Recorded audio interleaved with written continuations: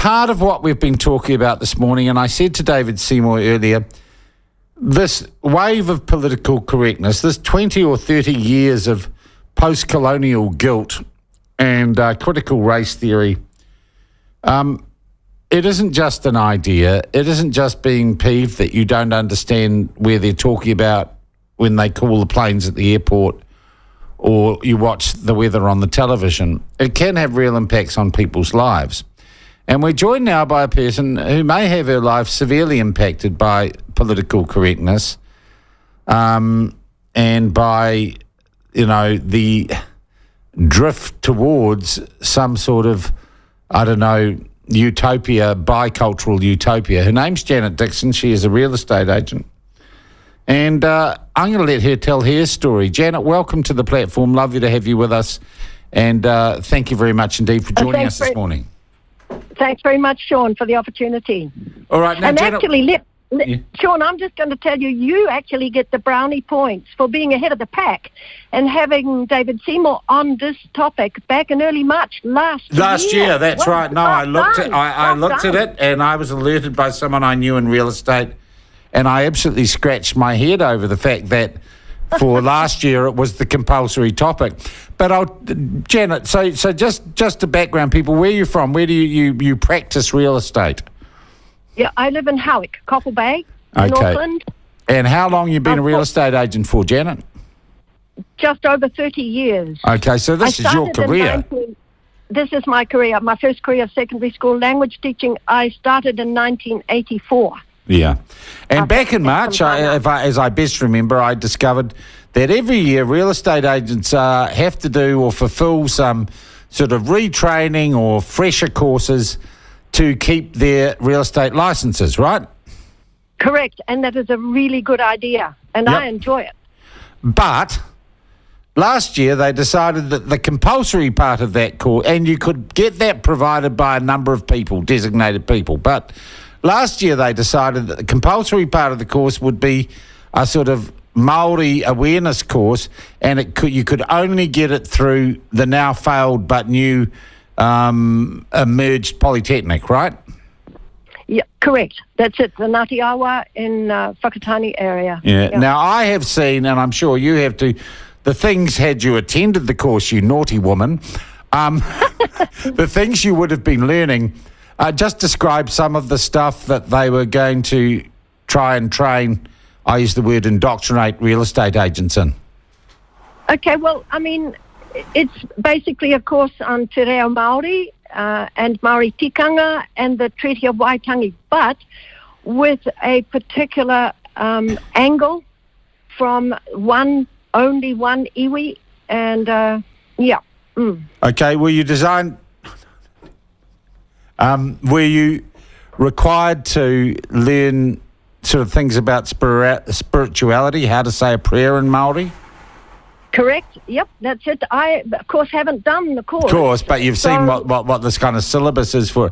Correct. How would you feel if you were required as part of your training? Would you feel equally outraged if you were instructed on how to take a Catholic Mass? Or sing Kumbaya? Yeah, I mean, I'm a Christian, and my Christian values and views are one of the things that I have I'm at odds with this, because I really won't bow down to foreign gods and of any kind. Really, that sums it up. All right. Okay, so you didn't do the course, Janet, like all the other good real estate agents. You didn't do the course. What are the consequences of that for you right now? Okay, so they have the right. They haven't cancelled my license yet because I asked for an exemption. They refused on no grounds or almost nothing. What did you ask for an exemption from this compulsory training on? On what grounds? Religious grounds or?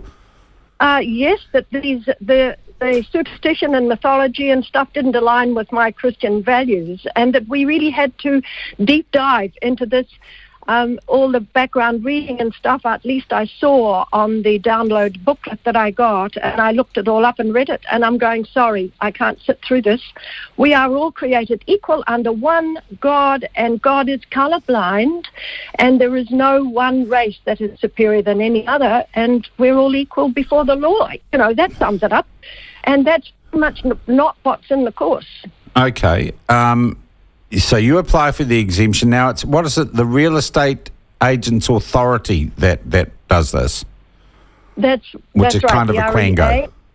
Yep, that's the one. That's okay. Right. And they say no to the exemption, and they've come back, and what's happened?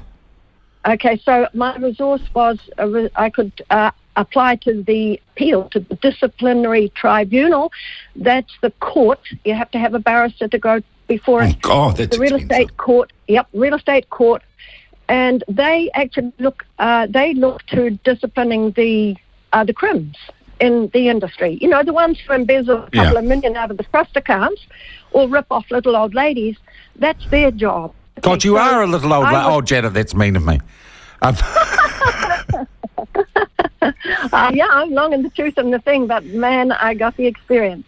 Okay, so what is your response to that? Because this seems to me, I mean, God, it's not going to make any difference to how you sell real estate. It was only a piece. Oh, no. You know, and it's not in this year because there's something else that's compulsory. What's compulsory for the retraining this year? Actually, I don't know. I haven't even bothered Probably to look it gay up. pride stuff. In fact, I think it is gay awareness stuff. No. Now, the interesting thing is that I know from feedback from within the industry and the RA that this course has been such a disaster. It was the first of three, what's it called, diversity, equity and inclusion courses that they had decided in their wisdom they wanted us to do. This has been such a disaster that they've actually cancelled the next two. The next one was the rainbow community and the third one was mental health. Yeah, well, Janet, there's also been a change of government. There's also been a change of government which may have something to do with it. So where are you at now? Are you taking legal action? Are you raising funds to take legal action against the authority? Yep. There's a law firm that has stepped up and said, allow us. We want to do this, and they're right on task.